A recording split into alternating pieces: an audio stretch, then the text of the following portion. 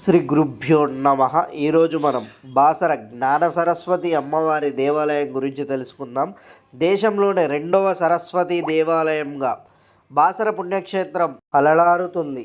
గోదావరి నది ఒడ్డున ఆధ్యాత్మిక వాతావరణంలో కొలువుదీరని ఈ క్షేత్రంలో అమ్మవారు నిత్యం పూజలు అందుకుంటున్నారు.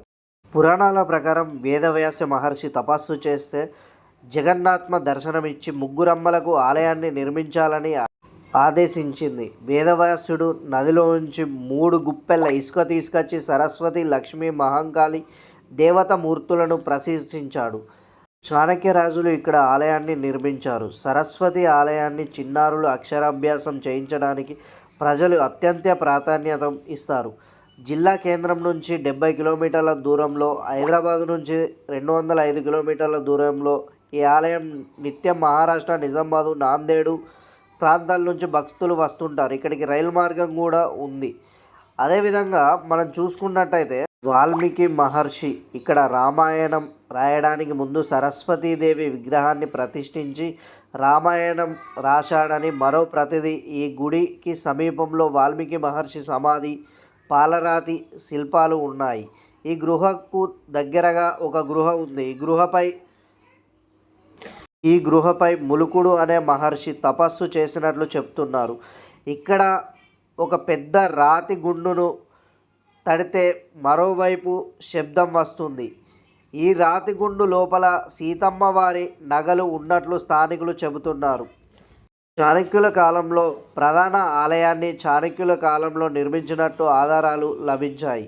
మందిరం శిల్ప సంపద లేకపోయినా పరిసరాలు ప్రశాంతంగా ఉంటాయి. ప్రధాన ఆలయానికి తూర్పు భాగంలో దత్తమందిరం ఉంది. ఇక్కడ దత్త పాదుకలను చూడవచ్చు. దీనికి దగ్గరలో మహంకాళి దేవాలయం ఉంది. అటుపై ఇక్కడ ఉన్న వాస్య మందిరంలో వాస్య భగవానుడి విగ్రహం, వాస్య లింగాన్ని చూడవచ్చు. అదేవిధంగా మనం గమనించినట్టయితే ఇక్కడ ప్రతి శుక్రవారం రోజున అమ్మవారికి ఘనంగా పల్లకి సేవ నిర్వహిస్తారు. ఈ పల్లకి సేవలో పాల్గొనడానికి మహారాష్ట్ర, అదేవిధంగా హైదరాబాద్ నుంచి కూడా భక్తులు అధిక సంఖ్యలో పాల్గొని అమ్మవారి పల్లకి సేవలో విఘ్నులవుతారు.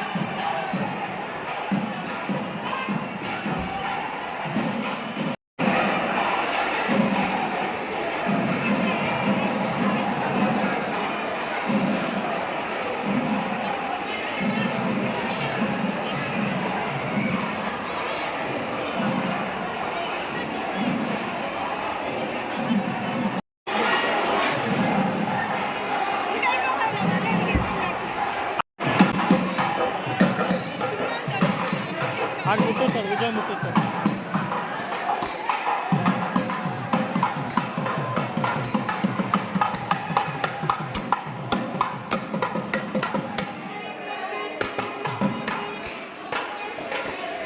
ప్రసాద్ తీసుకురా.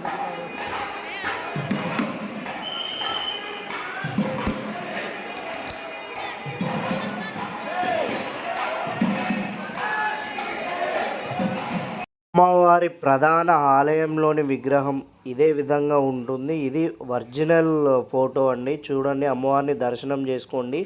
అదేవిధంగా చాలామందికి తెలియని విషయం ఏంటంటే ఈ గుడి అమ్మవారి విగ్రహం ముందే అమ్మవారి స్వయంభూ పాదాలు కూడా ఉంటాయి. మనం వాటిని కూడా దర్శించుకోవాలి. అదేవిధంగా గోదావరి నదిలో దీపాలు వదిలేయడం కానీ, అదేవిధంగా ఇక్కడ బోటింగ్ కూడా ఉంటుంది. Please subscribe Shri Guru official. ఇలాంటి మోర్ అప్డేట్స్ కోసం ప్లీజ్ సబ్స్క్రైబ్.